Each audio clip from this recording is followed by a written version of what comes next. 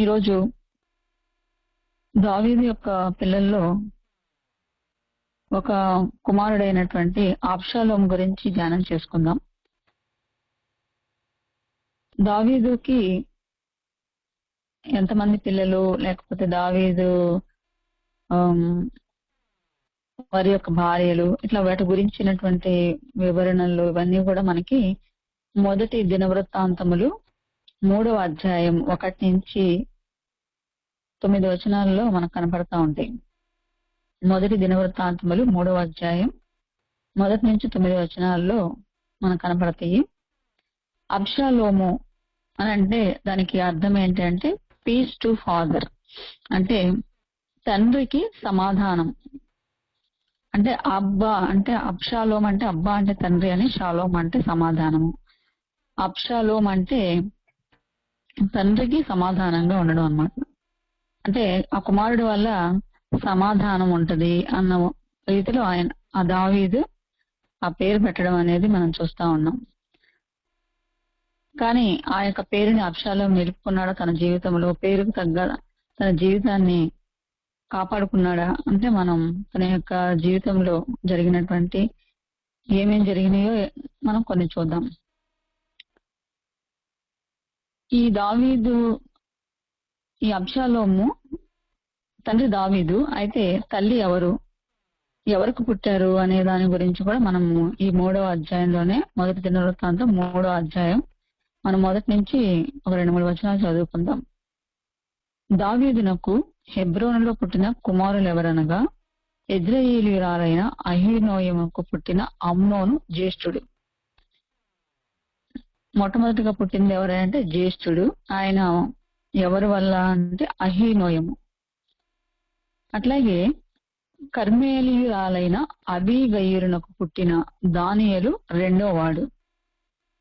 అట్లాగే గెషూరు రాజైన తల్మయి కుమార్తె అయిన మయకాకు పుట్టిన అబ్షాలోము 3వ వాడు. ఈ అబ్షాలోము ఎవరు ఎన్నో వాడు అంటే 3వ వాడు. తల్లి ఎవరు అంటే మయకాకి పుట్టినటువంటి కుమారుడే అబ్షాలోము. ఈ మయకా గురించి మనం తన యొక్క ఆమె ఎవరి కుమార్తె అనేది కూడా మనం చూసుకుంటే అక్కడ వ్రాయబడి ఉంది, గెషూరు రాజైన తల్మయి కుమార్తె. అంటే ఈ మయకా తండ్రి కూడా ఎవరు అంటే గెషూరు రాజు. ఈ గెషూరు ఏ ప్రాంతమో ఏంటంటే సిరియా ప్రాంతంలో ఉన్నటువంటి ప్రాంతము. ఈవిడ అటువంటి సిరియా ప్రదేశంలో నుంచి వచ్చినటువంటి ఆమె అన్నమాట, మయకా అనే ఆమె. వీళ్ళు ఇక్కడ ఒక 6 ఉన్నారు. ఎవరు అంటే ఇంకా అబ్షాలోము 3వ వాడు, అలాగే హగ్గీతు కుమారుడైన అదోనియా 4వ వాడు, ఇంకా షెఫట్యా 5వ వాడు, అతని భార్య అయిన ఎగ్లాకరైన ఇత్రేయము 6వ వాడు. ఈ 6 ఎక్కడ పుట్టారంటే హెబ్రోన్లో పుట్టారు. అంటే దావీదు పరిపాలన చేస్తున్నప్పుడు, తన రాజ్యాన్ని పరిపాలన చేసేటప్పుడు హెబ్రోన్లో 7 సంవత్సరాల 6 నెలలు హెబ్రోన్లో పరిపాలించాడు. అట్లాగే మిగిలిన 33 సంవత్సరాలు కూడా యెరూషలేము నుండి పరిపాలించాడు. మొట్టమొదటిగా హెబ్రోన్ని రాజధానిగా చేసుకుని అక్కడ ఉండి రాజ్యాన్ని పరిపాలించాడు. అక్కడి నుంచి తర్వాత యెరూషలేముకి షిఫ్ట్ అయ్యి అక్కడి నుంచి 33 సంవత్సరాలు కూడా పరిపాలించడం మనకి ఈ అధ్యాయంలోనే వ్రాయబడి ఉంది. ఇంకా ఆ తర్వాత ఆ 6 హెబ్రోన్లో పుడితే మిగిలిన వాళ్ళు యెరూషలేములో పుట్టారు. సుమారుగా ఇక్కడైతే మనకి ఒక 19-20 మంది దాకా పేర్లు అయితే మనకి ఇక్కడ ఉన్నాయి. అంటే తన యొక్క పిల్లలు సుమారుగా ఇక్కడ మనం లెక్క పెడితే మనకి 20 మంది దాకా ఉన్నారు, యెరూషలేములో పుట్టిన వాళ్ళు కానీ, హెబ్రోన్లో పుట్టినటువంటి వాళ్ళు కానీ. అయితే వాళ్ళల్లో మనకి అందరి గురించి మనం ఎక్కువ వినలేదు, కానీ మనం సొలొమోను, అట్లాగే అమ్నోన్ అని, అబ్షాలోం అని, ఇట్లా కొంతమంది పేర్లు మాత్రమే మనం కొంచెం ఎక్కువ వింటూ ఉంటాం. అయితే ఈ అబ్షాలోము ఎటువంటి వాడు, ఈ అబ్షాలోము యొక్క తన ఫిజికల్ పర్సనాలిటీ గురించి కూడా మనకు రాయబడింది. అది కూడా 2 సమూయేలు 14:25 నుంచి చూద్దాం. తన యొక్క ఫిజికల్ అపియరెన్స్, తను ఎలా ఉంటాడు అనే దాని గురించి అబ్షాలోము గురించి వర్ణించబడింది. 2 సమూయేలు 14:25 నుంచి. ఇశ్రాయేలీలందరిలో అబ్షాలోమంత సౌందర్యం గలవాడు ఒకడునూ లేడు. అరికాలు మొదలుకొని తల వరకు ఏ లోపమును అతని యందు లేకపోయెను. తన తల వెంట్రుకలు భారముగా నున్నందున ఏటేటా అతడు వాటిని కత్తిరించుచూ వచ్చెను. కత్తిరించినప్పుడల్లా వాటి ఎత్తు రాజు తూనికను బట్టి 200 తులములాయెను. అబ్షాలోమునకు 3 కుమారులను తామారు అను ఒక కుమార్తెయు పుట్టిరి. ఆమె బహు సౌందర్యవతి. ఇక్కడ చూసుకుంటే అబ్షాలోము యొక్క సౌందర్యం గురించి చెప్పబడినప్పుడు అది ఆ సౌందర్యం ఎంతంట, ఇశ్రాయేలీల అందరిలో ఇంత సౌందర్యం కలిగినటువంటి వాడు ఒక్కడు కూడా లేడంట. అంటే అబ్షాలోము అంత అందమైనటువంటి కుమారుడు, అంత అందంగా ఉన్నటువంటి ఆ కుమారుడు. ఇంకా మనం చూస్తే అరికాలు మొదలుకొని తల వరకు ఏ లోపమును అతని యందు లేకపోయిను. ఎక్కడ ఒక లోపాన్ని కనిపెడదామంటే లోపం అనేది లేదు. అంత అందంగా ఉన్నాడు అనమాట అబ్షాలోము. ఇంకా అతని యొక్క హెయిర్, తల కూడా ఎలా ఉందంట, తన యొక్క వెంట్రుకలు భారంగా ఉన్నందున ఏడేడ కత్తిరించడం కూడా జరుగుతూ ఉంది.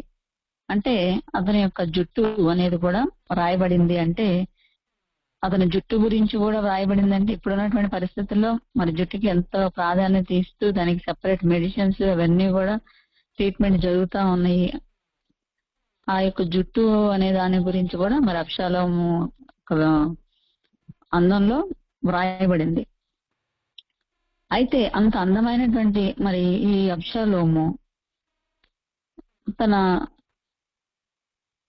తనకు బహుశా అందం ఉంటే ఒక గర్వం అనేది ఉంటుందా ఏంటి అన్నట్లుగా మనకు అనిపిస్తుంది అనమాట. తర్వాత కొన్ని ముందుకి కొన్ని ఇంకా భాగాలు చూస్తే గనక అబ్షాలోము ఎలా నడుచుకుంటూ వచ్చాడు అనేది మనం చూసుకుంటా ఉందాం. అట్లాగే ఇంకా తన యొక్క ఫిజికల్ అపియరెన్సే కాకుండా తను ఎలా నడుచుకున్నాడు ఏంటి అనేది చూసుకుంటా ఉంటే తనకి ఒక చెల్లి తామారు అనేటువంటి సహోదరి కూడా ఉంది. అయితే అమ్నోను అనేటువంటి వ్యక్తి, అంటే తన యొక్క అన్న, అబ్షాలోముకి అన్న, ఎవరు అంటే తల్లి వేరే కానీ ఆ తల్లి పుట్టినటువంటి అమ్నోను అనేటువంటి ఆ యొక్క అన్న విషయంలో ఆ అన్న ఏం చేస్తాడంటే చెల్లి విషయంలో చెల్లి చాలా అందంగా ఉండడం వల్ల ఆమెను మోహించడం అనేది చూస్తూ ఉంటాం. అయితే ఆమె యొక్క విషయంలో అమ్నోను మరి చెడు ఆలోచన కలిగినటువంటి వ్యక్తిగా ఉండి తను ఎలా నడుచుకుంటాడు, తను ఏమి చెప్పలేక సైలెంట్ గా అలాగా రోజు రోజుకి బక్క చిక్కిపోతున్నట్లుగా ఉన్న సందర్భంలో తన స్నేహితుడు తనకిచ్చినటువంటి సలహాను బట్టి మరి కొంతమంది తన యొక్క స్నేహితులు ఎటువంటి వారో అనేది తెలుస్తా ఉంది. మనం అదే 2 సమూయేలు 13వ అధ్యాయంలో కూడా అతని గురించి వ్రాయబడి ఉంటది. 2 సమూయేలు 13 మొదటి నుంచి చదువుకుందాం. తరువాత దావీదు కుమారుడుగా అబ్షాలోమునకు తామారు అను ఒక సుందరవతియగు సహోదరి ఉండగా దావీదు కుమారుడుగు అమ్నోను ఆమెను మోహించును. తామారు కన్య అయినందున ఆమెకు ఏమి చేయవలెనన్నను దుర్లభమని అమ్నోను గ్రహించి చింతాక్రాంతుడై తన చెల్లెలైన తామారును బట్టి చిక్కిపోయెను. అమ్నోనునకు మిత్రుడు ఒకడుండెను. అతడు దావీదు సహోదరుడైన షిమ్యా కుమారుడు. అతని పేరు యెహోనాదాబు. ఈ యెహోనాదాబు బహు కపటము గలవాడు. ఇతను ఏం చేస్తాడంటే ఒక చెడు సలహా అనేది ఇవ్వడం. ఇదేంటి చెల్లి కదా, నీకు అలాంటి ఆలోచనలు ఏంటి అని చెప్పాల్సింది పోయి ఇతను ఏం చేస్తాడు అంటే మరి తను చెడుగా ప్రవర్తించడానికి కారణమవుతాడు. ఇట్లా తన చెల్లి విషయంలో తను తప్పుగా ప్రవర్తించిన దానిని బట్టి అబ్షాలోము ఏం చేస్తాడు అంటే అతని విషయంలో పగ పెంచుకుంటాడు. అతని ఏదో ఒక సందర్భంలో తనను చంపాలి అన్నటువంటి ఆలోచన కలిగిన వాడిగా అబ్షాలోము ఉన్నాడు. అట్లా ఒక రోజున మరి అబ్షాలోము ఏం చేస్తాడంటే తన కొంతమందికి ఉండి చేయడానికి అంటే బొచ్చు కత్తిరించే కాలం ఒకటి వచ్చినప్పుడు అక్కడ విందు చేద్దామని చెప్పి పిలుస్తారు. ఇట్లా రాజకుమారులు అందరినీ కూడా కొంతమందిని పిలిచి మరి వాళ్ళందరికీ విందు చేస్తూ అంటే తన యొక్క ఆలోచన ఇన్నర్ గా తనకు ఆలోచన ఏముంది, అమ్నోనుని ఏ విధంగానైనా చంపాలి. మరి తనను చంపాలి అంటే ఒక ప్లాన్ అనేది వేయాలి కాబట్టి మరి అలా భోజనం బొచ్చు కత్తిరించే కాలంలో అప్పుడు ఆయన యొక్క ఆలోచన ఎలా ఉంది అంటే అతన్ని పగ పెంచుకున్నాడు కాబట్టి సమయం కోసం వేచి ఉంటా ఉన్నాడు. మరి అటువంటి సందర్భంలో ఇదే అధ్యాయం 13వ అధ్యాయంలోనే 2 సమూయేలు 13వ అధ్యాయంలోనే 23 నుంచి 2-3 వచనాలు చదువుకుందాం.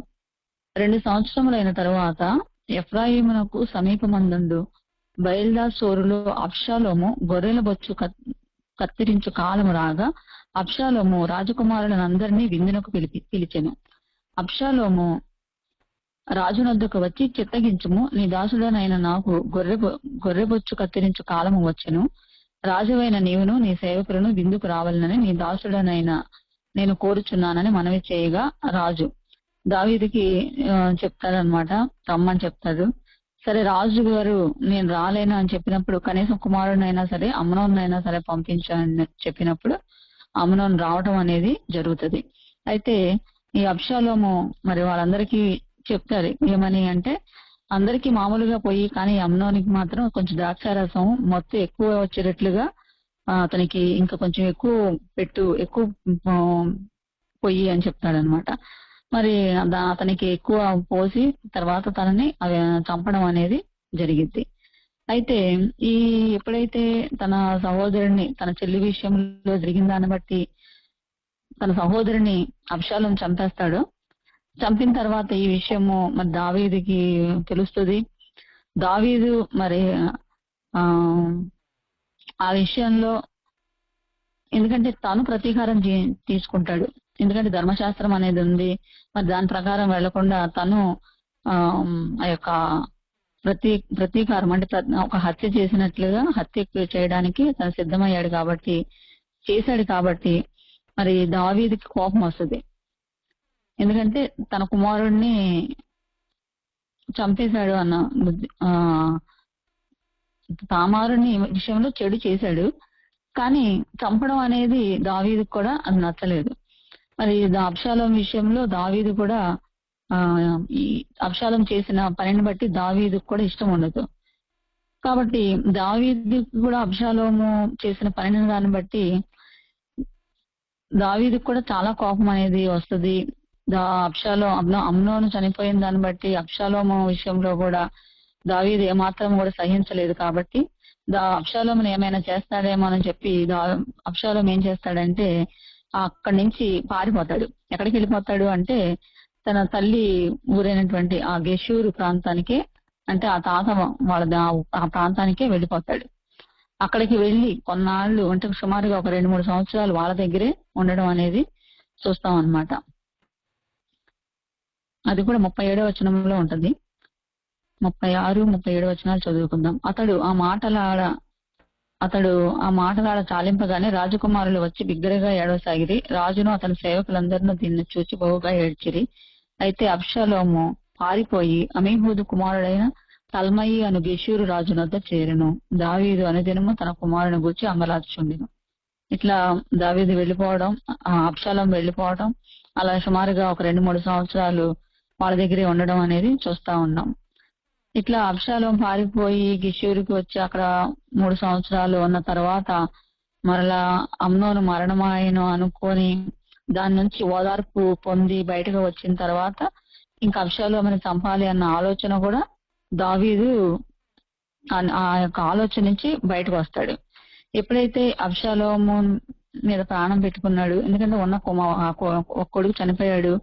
ఆ చనిపోయిన తర్వాత ఈ కుమారుని కూడా పోగొట్టుకోవడం ఎందుకులే అని చెప్పి ఆ ఆలోచనని ఎప్పుడైతే పోగొట్టుకున్నాడో దావీదు, అబ్షాలోము మీద మనసు పెట్టుకున్నాడు అని చెప్పి ఆ విషయాన్ని మరి యోవాబు తెలుసుకుంటాడు. యోవాబు తెలుసుకొని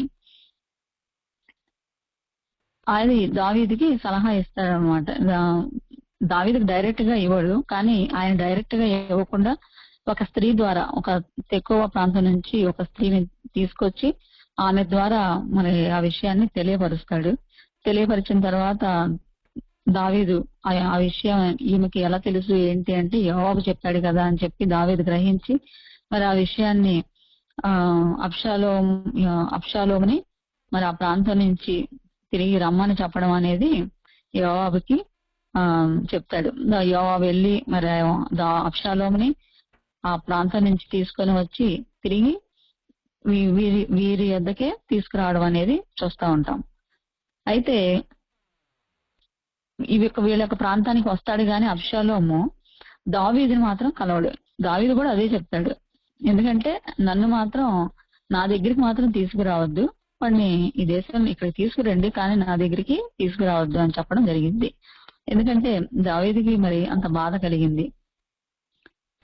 అయితే ఎప్పుడైతే అటువంటి ఆ ప్రాంతం నుంచి మరలా ఈ ప్రాంతానికి వచ్చాడో, వచ్చిన తర్వాత అబ్షాలోము యొక్క ఆలోచన విధానంలో మార్పు రావడం అనేది చూస్తాం అన్నమాట. ఎందుకంటే మరి రాజకీయం అనేది మొదలు పెట్టినట్లుగా మనకు కనిపిస్తుంది. తన తండ్రి రాజు అయినప్పటికీ కూడా ఇతని కుమారుడిగా తనకి కూడా ఏం ఆశ కలిగింది అంటే తను కూడా రాజు అయిపోవాలి అన్న ఆశ తనకు కూడా కలిగింది. దానివల్ల ఏమైంది, ఒక కుట్రపూరితమైనటువంటి ఆలోచనలు, మరి తండ్రికి విరోధమైనటువంటి ఆలోచనలు తనలో రావటం అనేది మనం చూస్తూ ఉంటాం. అది 15వ వచనంలో 2 సమూయేలు 15వ అధ్యాయంలో ఉంటది. ఎప్పుడైతే అబ్షాలోము వచ్చి రాజుగారిని ఎప్పుడైతే కలవలేదో, తర్వాత రాజుగారిని కలవనప్పుడు తన తండ్రిని కలవనప్పుడు నాకు ఇక్కడికి వచ్చి ప్రయోజనం ఏముంది అని యోవాబుకి చెప్తాడు. యోవాబుని పిలిపిస్తాడు. యోవాబుని రమ్మంటే యోవాబుని మరి పిలిపిస్తాడు. మొదటిసారి పిలిపిస్తాడు, ఒకసారి వచ్చి కలవమని. యోవాబు అప్పుడు రాడు. రెండోసారి పిలిపిస్తాడు, అప్పుడు కూడా యోవాబు మరి అబ్షాలోముని కలవల. ఇంకా తను పిలుస్తున్నాడు గాని యోవాబు, ఎందుకంటే యోవాబే కదా తీసుకొచ్చింది పారిపోయిన అబ్షాలోముని. ఇట్లా ఎప్పుడైతే యోవాబు కలవట్లేదో ఏం చేశాడంటే అబ్షాలోము ఈ అబ్షాలోము యొక్క పొలం కూడా తన పొలం పక్కనే, ఈ యోవాబు యొక్క పొలం కూడా అబ్షాలోము యొక్క పొలము పక్కనే అన్నమాట. ఏం చేస్తాడంటే తన పని వాళ్ళని పంపించి యోవాబు యొక్క పొలాన్ని తగలబెట్టించేస్తాడు. ఎప్పుడైతే తగలబెట్టించాడో అప్పుడు యోవాబు అబ్షాలోము దగ్గరికి వస్తాడు. అప్పుడు అబ్షాలోము దగ్గరికి వచ్చిన తర్వాత ఏంటి విషయం అని యోవాబు అడిగితే, మరి నేను 2 సంవత్సరాలు అయింది వచ్చి ఇక్కడికి, మరి నా తండ్రి దగ్గరికి వెళ్లకుండా ఇక్కడ ఉండటం వల్ల, అక్కడి నుంచి నేను ఇక్కడికి రావటం వల్ల ప్రయోజనం ఏంటి, నాకు అక్కడి నుంచి ఇక్కడికి వచ్చి నేనేం చేయాలి ఏంటి అని అడుగుతాడు. సరే అని చెప్పి అప్పుడు యోవాబు మరి తన తండ్రి దగ్గరికి వెళ్ళటానికి మార్గాన్ని సరళం చేయడానికి యోవాబు సిద్ధపరుస్తాడనమాట. అప్పుడు మనం 15వ అధ్యాయం 2 సమూయేలు 15వ అధ్యాయం 32వ వచనం నుంచి 32-33 చదువుకుందాం. అబ్షాలోము యోవాబుతో ఇట్లా, నేను గెషూరు నుండి నేను వచ్చిన ఫలమేమి, నేను అచ్చటనే ఉండటం మేలని నీ ద్వారా రాజుతో చెప్పుకున్నటకై రాజునొద్దకు నిన్ను పంపవలనని నేను పిలిచి తిని, రాజదర్శనము నేను చేయవలెను, నా యందు దోషం కనబడిన ఎడల రాజు నాకు మరణశిక్ష విధింపవచ్చును. అంతటా యోవాబు రాజునొద్దకు వచ్చి ఆ సమాచారం తెలుపగా రాజు అబ్షాలోమును పిలువనంపించెను. అతడు రాజునొద్దకు వచ్చి రాజ సన్నిధిని సాష్టాంగ నమస్కారం చేయగా రాజు అబ్షాలోమును ముద్దు పెట్టుకునెను. ఎప్పుడైతే యోవాబు మరి ఆ సమాచారం ఇలా కలవాలని, నీ కుమారుడు అబ్షాలోము కలవాలని కోరుకున్నాడు అనగానే రాజు తన యొక్క సన్నిధికి పిలిచినప్పుడు కుమారుడు ఏం చేస్తాడు, సాష్టాంగ నమస్కారం చేస్తాడు. ఇంకా ఎప్పుడైతే సాష్టాంగ నమస్కారం చేశాడో రాజు అబ్షాలోముని ముద్దు పెట్టుకోవడం అనేది చూస్తా ఉంటాం. అయితే రాజు నిజంగా తన కుమారుడి మీద ప్రేమతోనే తను చేస్తున్నాడు కానీ కుమారుడైతే తన తండ్రి విషయంలో లోపల జరుగుతున్నటువంటి తన యొక్క ఆలోచన విధానంలో మాత్రం మార్పు జరుగుతా వచ్చింది. ఇక్కడ నెక్స్ట్ 15వ అధ్యాయంలో కనుక మనం చూసుకున్నట్లయితే ఇంకా ఇక్కడ తను రాజు అవ్వాలి అనేటువంటి ఆలోచన కలిగి ఎలా తను రాజు అవ్వాలి అంటే మరి తన తండ్రి దిగితేనే కదా తను రాజు అవ్వాలి. తన తండ్రి ఉండగా తను ఎలా రాజు అవ్వగలడు? అందుకని చెప్పి ఈయన ఏం చేస్తాడు అంటే తను ఒక ప్లాన్ వేస్తా ఉంటాడు. ఎందుకంటే అబ్షాలోము ఎటువంటి వాడు అంటే చాలా అందంగా ఉన్నాడు కాబట్టి ప్రజలందరూ కూడా మరి ఎందుకంటే అక్కడ రాజు దగ్గరికి వస్తా ఉన్నప్పుడు కొన్ని వ్యాజ్యాలు మరి రాజు దగ్గర వచ్చి కొన్ని న్యాయం జరగడానికి రాజు దగ్గరికి వస్తా ఉంటారు. అయితే ఈ వచ్చే క్రమంలో కొంతమందిని ఏం చేస్తాడంటే తన వైపుకు తిప్పుకోవడానికి ప్రయత్నం చేస్తా ఉంటాడు. తను ఇవన్నీ గమనిస్తూ వాళ్ళని పక్కకి పిలిచి మీకు న్యాయం జరగట్లేదా, ఇదిగో నన్ను నియమించకండి, నేను నా న్యాయం తీర్చడానికి మీకు న్యాయం చెప్పడానికి నన్ను నిలబెట్టుకుంటే మీకు అన్ని కూడా నేను చక్కగా మీకు న్యాయం తీరుస్తానని చెప్తాడు. ఇక్కడ 15వ అధ్యాయంలో 3వ వచనం చదువుకుందాం. అబ్షాలోము నీ వ్యాజ్యము సరిగాను న్యాయముగాను ఉన్నది గాని దానిని విచారించుటకై నియమింపబడిన వాడు రాజునొద్ద ఒకడునూ లేడని చెప్పి నేను ఈ దేశమునకు న్యాయాధిపతిని ఉండుట ఎంత మేలు. అక్కడ అబ్షాలోం చెప్తున్నాడు అనమాట, నేను ఈ దేశానికి న్యాయాధిపతిగా ఉంటే ఎంత మేలు, మీ అందరికీ కూడా చక్కగా న్యాయం జరిగిద్ది అని చెప్పడం జరుగుతుంది. ఇంకా ఏం చేస్తున్నాడంట, వచ్చిన వాళ్ళందరినీ కూడా ఎవరైతే వచ్చారో వాళ్ళందరినీ దగ్గరకు తీసుకొని వాళ్ళందరికీ నమస్కారం చేసి వాళ్ళ చెయ్యి పట్టుకొని వాళ్ళ చేతుల్ని ముద్దు పెట్టుకోవడం అనేది చూస్తా ఉన్నాం.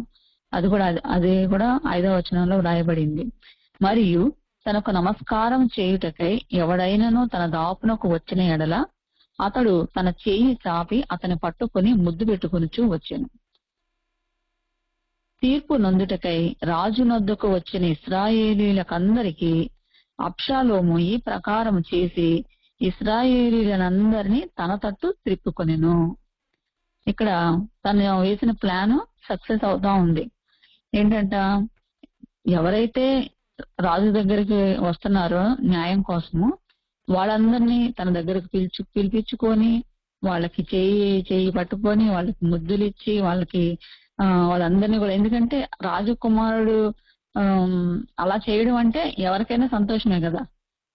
పైగా మామూలుగా అంటే మంచి అందం, ఇశ్రాయేలీల్లో అతను వంటి సౌందర్యవంతుడు ఎవరూ లేరు. అంత అందమైనటువంటి వ్యక్తి తనకి చేతినిచ్చి ముద్దు పెట్టుకుంటున్నాడు అని అంటే వీళ్ళందరూ కూడా ఫ్లాట్ అయిపోతున్నారు. ఇంత మంచి మా విషయంలో ఇంత మేలు కోరేవాడు, ఇంత మంచి కోరేవాడు, మరి మా గురించి ఇంత ఆలోచించేవాడు ఎవరు లేరు అని చెప్పి దావీదు కంటే కూడా ఈయన విషయంలో ప్రజలందరూ కూడా ఈయన వైపు తిప్పడం, వారి యొక్క మనసుని త్రిప్పుకోవడం అనేది మనం చూస్తా ఉన్నాం. ఇశ్రాయేలీలందరినీ తన తట్టు త్రిప్పుకొనెను. ఇక్కడ మరి అబ్షాలోం చేసిన పని ఏంటి, దావీదుకి వ్యతిరేకంగా రాజుగా ఉండడానికి ఆలోచనల కుట్రలో భాగం అన్నమాట. ఇప్పుడు అలా చేస్తూ ఇంకా నెక్స్ట్ ఏం చేస్తున్నాడంటే అలా తన యొక్క ప్లాన్ ని ప్రజలందరినీ కూడా తన వైపుకి తిప్పుకునే ప్లాన్స్ తను వేసుకుంటా ఉన్నాడు. ఇట్లా 4 సంవత్సరాలు అయిపోయింది. 4 సంవత్సరాలు జరిగిన మీదట మనకి 7వ వచనం కూడా చూద్దాం. 4 సంవత్సరాలు జరిగిన మీదట అబ్షాలోము రాజునొద్దకు వచ్చి నీ దాసుడనైన నేను సిరియా దేశమునందలి గెషూరునందుండగా, ఇక్కడ ఏమని చెప్తున్నాడంటే నీ దాసుడనైన నేను, దావీదు దగ్గరికి వచ్చి మళ్ళీ ఏమంటున్నాడంటే నీ దాసుడనైన నేను. ఇక్కడ మళ్ళీ ఎంతో వినయంగా, లోపలేమో తన రాజ్యాన్ని తన దగ్గర నుంచి తను తీసుకోవాలని ప్లాన్ వేస్తున్నాడు. మళ్ళీ ఇక్కడ ఏం చెప్తున్నాడంటే నీ దాసుడనైన నేను సిరియా దేశమునందలి గెషూరునందుండగా యెహోవా నన్ను యెరూషలేమునకు తిరిగి రప్పించిన ఎడల నేను ఆయనను సేవించెదనని మొక్కుకొంటిని. నేను హెబ్రోనుకు పోయి యెహోవాకు నేను మొక్కుబడి తీర్చుకొనుటకు నాకు సెలవిమ్మని మనవి చేయగా, ఇక్కడ రాజు దగ్గరకు వచ్చి నేను అక్కడ హెబ్రోనికి వెళ్లి నేను మొక్కుకున్న మొక్కుని నేను అక్కడ తీర్చుకుంటాను అని ఎప్పుడైతే చెప్పారో, రాజు మరి అబ్షాలోము చెప్పిన ప్రకారంగానే సరే వెళ్ళమని ఆజ్ఞయిస్తాడు. ఎప్పుడైతే వెళ్తాడో అక్కడ ఈయన ప్లాన్ ఏంటి అంటే, ఎప్పుడైతే వీళ్ళందరినీ ఎవరినైతే తిప్పుకున్నాడో అట్లా ఇశ్రాయేలు గోత్రంలో ఉన్నటువంటి వాళ్ళందరినీ వాళ్ళ దగ్గరికి కొంతమంది వేగుల వారిని పంపించి ఏం చెప్తాడంటే, అక్కడ మీరు అబ్షాలోము రాజు అయ్యాడు అని ఎప్పుడైతే మీకు బాకానాదం వినపడుతుందో అప్పుడు అబ్షాలోము హెబ్రోన్లో ఏలుచున్నాడు అని కేకలు వేయండి అని వీళ్ళందరికీ కూడా చెప్పడం అనేది వాళ్ళందరికీ ముందుగా వాళ్ళ ప్రిపరేషన్ అనేది జరిగిందనమాట. ఒక పక్కా ప్లాన్ గా మరి అతను రాజు అని తను ఘనపరచబడాలి అని చెప్పి, రాజు అవ్వాలి అని చెప్పి కొంతమందిని ఏర్పాటు చేసుకొని వాళ్ళందరినీ కూడా మరి రాజు అవ్వడానికి ఎప్పుడైతే వాళ్ళందరికీ పిలుపునిచ్చాడు. నేను రాజుని అవుతాను, అప్పుడు కేకలు వేయండి నేను ఇలా ఉన్నప్పుడు అని చెప్పి వాళ్ళందరికీ చెప్పడం అనేది జరుగుతూ ఉంది. ఇట్లా తను ఎప్పుడైతే వాళ్ళతో పాటు ఉన్నటువంటి వాళ్ళకి ఇటువంటి కుట్రలు ఇలాంటివన్నీ కూడా వాళ్ళకి తెలియదు. ఆయన ఏదో చెప్పాడు, వీళ్ళు చేస్తున్నారే గాని మంచి చేస్తున్నాడు అనుకున్నారు గాని దాని గురించి కూడా మనకి ఇక్కడ వ్రాయబడి ఉంది. 11వ వచనం చదువుకుందాం. విందునకు పిలువబడి ఉండి 200 మంది యెరూషలేములో నుండి అబ్షాలోముతో కూడా బయలుదేరి ఉండిరి. వీరు ఏమీయో తెలియక యథార్థమైన మనసుతో వెళ్లి ఉండిరి. వాళ్ళకైతే ఏమీ తెలియదు, వాళ్ళు యథార్థమైన మనసుతో వెళ్ళారు. కానీ అబ్షాలోము యొక్క ఆలోచన ఏంటి అంటే, తను రాజుని అని ప్రకటించుకోవాలి. అది ఫైనల్ గా నేను రాజుని అని ప్రకటించుకోవాలి. ఎప్పుడైతే మరి అబ్షాలోము ఇలా కొంతమందిని పోగేసుకొని ప్రజలందరినీ తన వైపు తిప్పుకొని తను ప్రజలందరూ కూడా తన వైపు ఉన్నారు అని దావీదు తెలుసుకున్నాడు. దావీదు ఇంకా వీరందరినీ తీసుకొని నా మీదకి యుద్ధానికి సిద్ధం అవుతున్నాడు కాబట్టి మరి ఒక కుటుంబంలోనే ఇలా వాళ్ళు మనం యుద్ధం చేసుకొని చనిపోవడం ఎందుకు అని చెప్పి దావీదు మహారాజు గారు ఏం చేస్తారు, ఇంకా తన కుటుంబం తన ఫ్యామిలీ అంతా కూడా పారిపోవడం అనేది చూస్తూ ఉంటాం. తనకు అప్పచెప్పేసి మరి ఆ అబ్షాలోముకి విడిచిపెట్టేసి దావీదు కొండలకు పారిపోవడం అనేది చూస్తూ ఉంటాం. ఎందుకంటే దావీదు చేసినటువంటి పాపమును బట్టి తన ఇంటి వారే తనకి శత్రువులు అవుతారు, తన ఇంటి వారి వల్ల తనకు అపాయం వస్తుంది అని చెప్పబడిన రీతిగా మరి అబ్షాలోము పేరైతే తండ్రికి సమాధానము అనే పేరైతే ఉంది గాని అబ్షాలోము యొక్క జీవితం మాత్రం అట్లా లేదు. ఎందుకంటే తండ్రికి ఎక్కడా కూడా సమాధానం లేకుండా చేసింది అబ్షాలోము.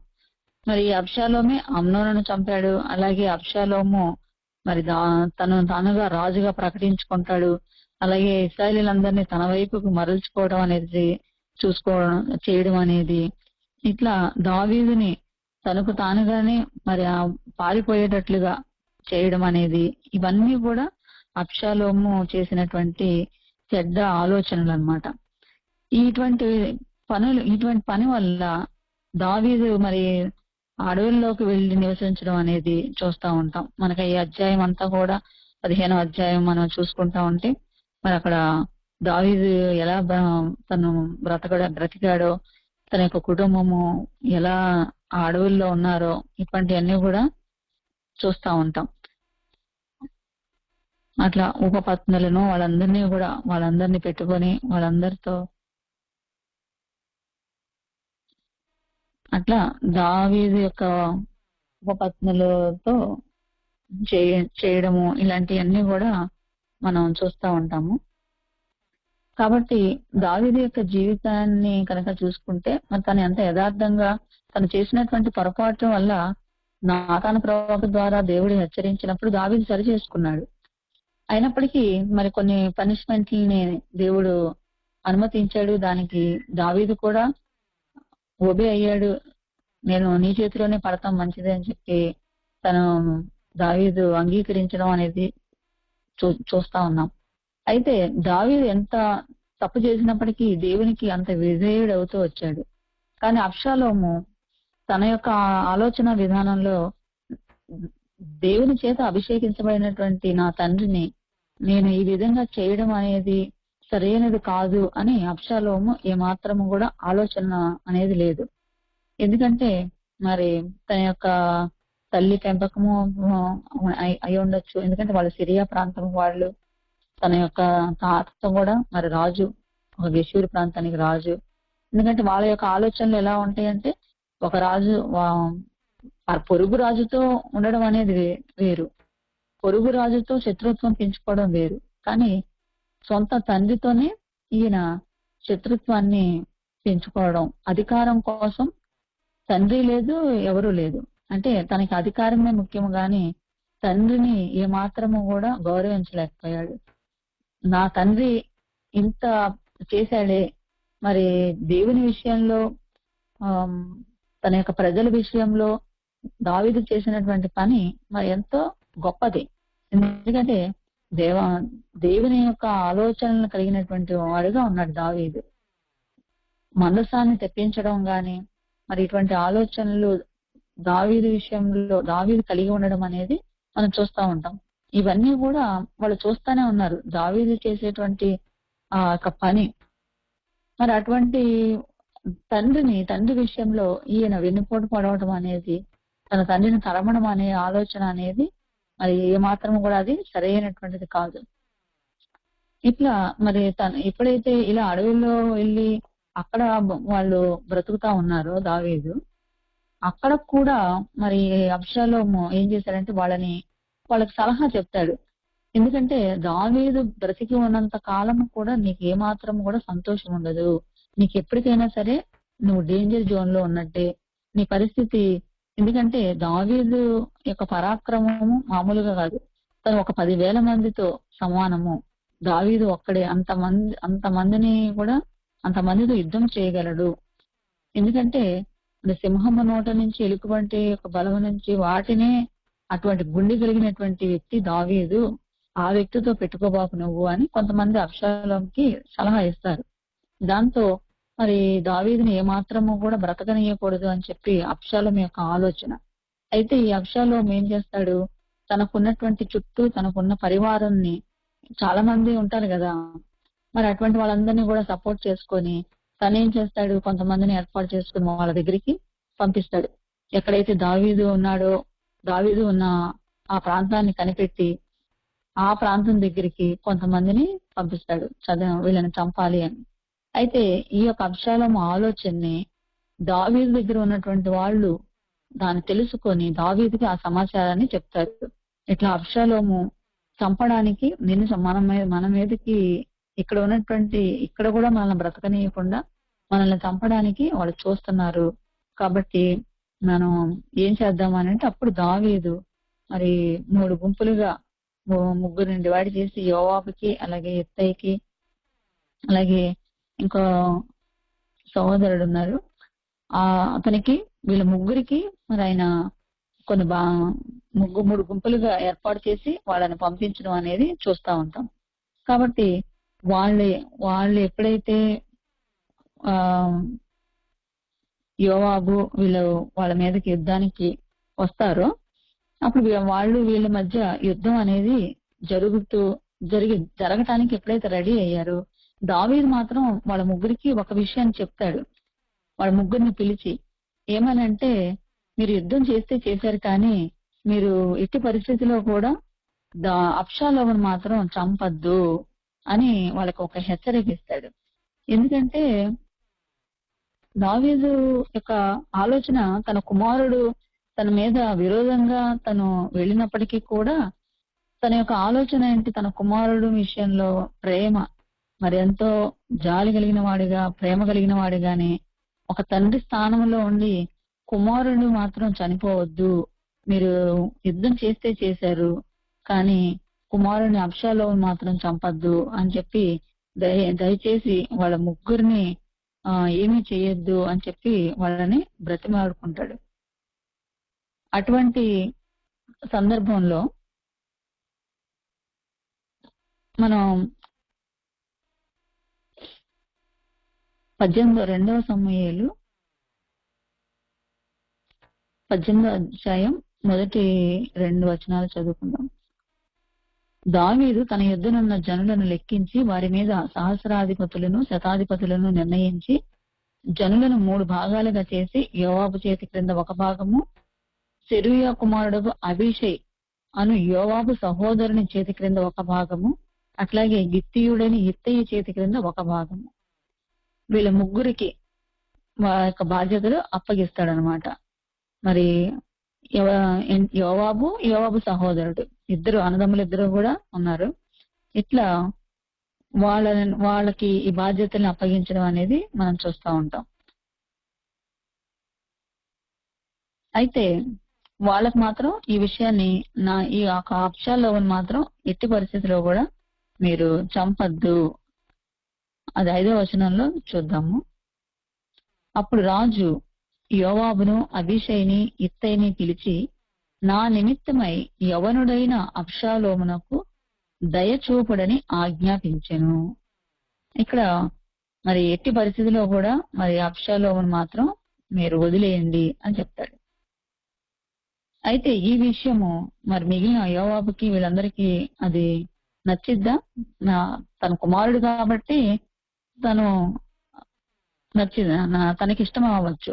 కానీ ఒక రాజ్య పరిపాలన, ఒక పరాక్రమశాలిగా వీళ్ళు రాజ్యం యొక్క క్షేమము ఇవన్నీ కోరుకున్న వాళ్ళుగా వీళ్ళు ఉన్నప్పుడు వీళ్ళు దావీదు యొక్క ఆలోచనని ఏమాత్రము కూడా లెక్క చేయరు. దాంట్లో ముఖ్యంగా యోవాబు అసలు లెక్క చేయడు. ఇక్కడ ఎప్పుడైతే యుద్ధం జరుగుతా ఉందో, యుద్ధానికి జరుగుతా ఉన్నప్పుడు ఈ అబ్షాలోము ఏం చేస్తాడంటే, ఆ యుద్ధం జరిగే సమయంలో వాళ్ళు కంచర గాడి మీద ఎక్కి అబ్షాలోము వస్తా ఉన్నప్పుడు అది అతని యొక్క జుట్టు, అంటే అతనికి జుట్టే అతని భారంగా ఉంది అని ఎప్పుడైతే మనకు అక్కడ రాయబడి ఉందో, అదే మరి తనకి కీడు, తనకి ఆ జుట్టే తనకి ప్రాణహానిగా ఉందన్నమాట. ఏ జుట్టు అయితే తనకి అలంకారంగా ఉందో అదే తనని ప్రాణం తీసినట్లుగా ఉంది. ఎందుకంటే ఆ జుట్టు అంతా కూడా ఆ చెట్లకి అవి ఎలా ఉంది ఏమంటే చిక్కుకుపోయి ఉన్నది. ఆ మస్తకి వృక్షం యొక్క చిక్కు కొమ్మల క్రిందకి పోయినప్పుడు అతని తల చెట్టుకు తగులుకొనందున అతడు ఎత్తబడి ఆకాశంలో, అప్పుడు ఎప్పుడైతే ఆ చెట్టు కొమ్మలకి తగులుకుందో అతనేమో ఆ యొక్క చెట్టు కొమ్మలకి వేలాడుతూ ఉన్నాడు. ఈ గాడిదేమో తన నుంచి దాటి, ఈ గుర్రం, ఈ కంచర గాడిదేమో తనని దాటి వెళ్ళిపోతుంది. అంటే తను ఎలా ఉన్నాడు అంటే ఆ గాడిద మీద లేకుండా తను వేలాడుతా ఉన్నాడు. మరి అటువంటి వేలాడుతూ ఉన్నప్పుడు అక్కడ ఉన్నటువంటి జనులు వాళ్ళందరూ కూడా చూస్తారు, ఇగో ఇక్కడ అబ్షాలోము ఇట్లా ఉన్నాడు, ఈయన పరిస్థితి ఇట్లా ఉంది అని ఆ సమాచారాన్ని యోవాబుకి చెప్పినప్పుడు యోవాబు ఏం చేస్తాడంటే, మీరేంటి అలా వదిలేశారు, అలా చూస్తా ఉన్నారేంటి అన్నప్పుడు వాళ్ళందరూ కూడా, ఎందుకంటే దావీదు చెప్పాడు కదా అబ్షాలోము విషయంలో దయ చూపండి అని, కొంచెం ఆ విషయాన్ని బట్టి వాళ్ళు తొందరపడరు. ఎందుకంటే రాజకుమారుడు కదా, మరి వాళ్ళు ఆ విషయాల్లో తొందరపడితే మళ్ళీ ఏమవుతుందని వాళ్ళ భయం. కానీ యోవాబు మాత్రం ఎట్టి పరిస్థితిలో కూడా సందేహించకుండా మరి అబ్షాలోముని చంపేయడం అనేది మనం చూస్తూ ఉంటాం. ఎందుకంటే మరి అబ్షాలోము తనకు తానుగా మరి దావీదుని పారిపోయేటట్లు చేసి తను రాజ్యాన్ని ప్రకటించుకోవడం అనేది ఏమాత్రం కూడా యోవాబుకి ఇష్టం లేదు. కాబట్టి తన యొక్క అబ్షాలోము యొక్క జీవితంలో తను ఏ విధంగా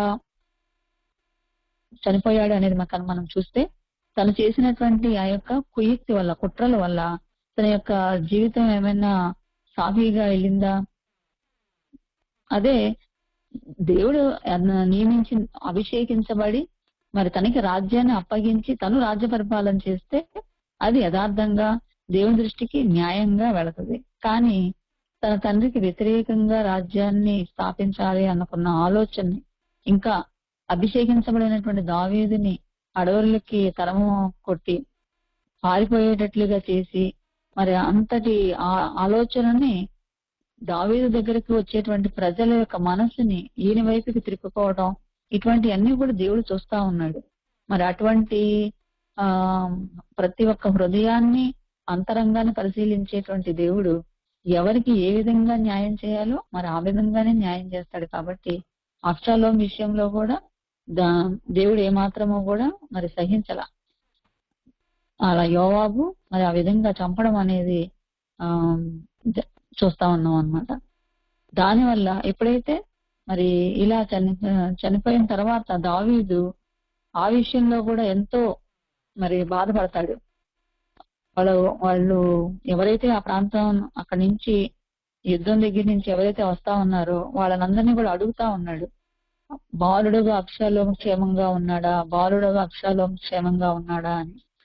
కానీ ఆయనకి అబ్షాలోము ఎలా ఉన్నాడంటే బాలుడుగానే ఉన్నాడు. ఇంకా తన యొక్క దృష్టికి అబ్షాలోము అంత పెద్దవాడు అయినప్పటికీ కూడా తన దృష్టికి ఇంకా బాలుడుగానే కనబడుతున్నాడు. అంటే దావీదు యొక్క మనసు మరి అంత తండ్రి యొక్క మనసు కాబట్టి దావీదు యొక్క ఆలోచన ఎలా ఉంది అంటే తన కుమారుడు తన మీద చేసినప్పటికీ కూడా తను మరి ఏ మాత్రము కూడా తన మీద పగ పెంచుకోలే. తనని చంపాలి అన్న ఆలోచన అయితే తను ఏ మాత్రము కూడా పెట్టుకోవాల, అటువంటి ద్వేషాన్ని పగని ఉంచుకోవాల.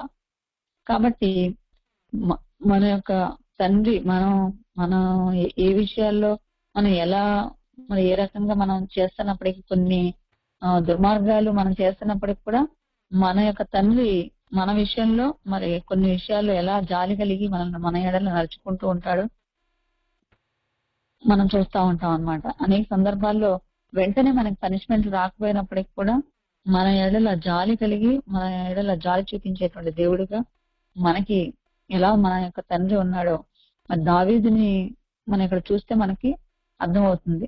అంటే ఈ లోకంలో ఉన్న తండ్రి మరి అంత ప్రేమ చూపిస్తున్నప్పుడు పరలోకపు యొక్క తండ్రి మనం చేసినటువంటి వాటి విషయంలో పనిష్మెంట్ ఇవ్వడా అంటే ఇస్తాడు. కానీ ఎలా ఇస్తాడు? హెచ్చరికలు చేసి మరి వాటిని మనం సరి చేసుకునే అవకాశం ఇచ్చి మనకి ఇస్తాడు. కానీ మరి అబ్షాలోం విషయంలో తిరిగి పారిపోయినప్పటికీ తన యొక్క తండ్రి రాజ్యానికి తిరిగి రావటం అనేది జరిగింది. కానీ తనలో మైండ్ లో మనసులో మాత్రం తన ఏమాత్రమో కూడా మార్పు అనేది లేకుండా తన యొక్క జీవితంలో మరి చివరి వరకు కూడా మరి ఆ రకంగానే ముగింపు అనేది చేసుకున్నాడు. కాబట్టి ఎవరి నుంచి మనం ఏ పాఠాలు నేర్చుకోవాలి, మనం అబ్షాలోం నుంచి ఏమైనా మంచి నేర్చుకోవడానికి ఉందా అంటే తన నుంచి మనం మంచి అయితే ఏమీ నేర్చుకోవడానికి లేదు. ఎవరైతే అటువంటి ఆలోచనలు కలిగి దేవుని బిడ్డల విషయంలో చెడు ఆలోచనలను కుట్రలని వారి విషయంలో చెడు చేయాలి అనే ఆలోచన ఎవరైతే కలిగి ఉంటారో వారి విషయంలో దేవుడు ఏమాత్రమో కూడా వాళ్ళని క్షమించడు. వాళ్ళకి తగినటువంటి ప్రతీకారం అనేది అంటే తగినటువంటి శిక్షని దేవుడు విధించడం అనేది చూస్తూ ఉంటాం. కాబట్టి మనం ఎటువంటి ఆలోచనలు కలిగి ఉంటున్నాం అనే దాన్ని కూడా మనం కూడా ఒకసారి పరిశీలించుకొని మరి అబ్షాలోము యొక్క జీవితంలో తను చేసినటువంటి తన యొక్క సహోదరుడు చేసినటువంటి పనికి తను తిరిగి తనే ప్రతీకారం చేసుకోవాలి అన్న ఆలోచన అనేది ఉండకూడదు. ఎందుకంటే మనకి యేసుక్రీస్తు వారు వచ్చిన తర్వాత మనం పగ తీర్చడం నా పని అని చెప్పినప్పుడు మనం ఏం చేయాలి అంటే ఒకవేళ మన విషయంలో ఎవరైనా చెడు చేస్తే మనం ఏం చేయాలి?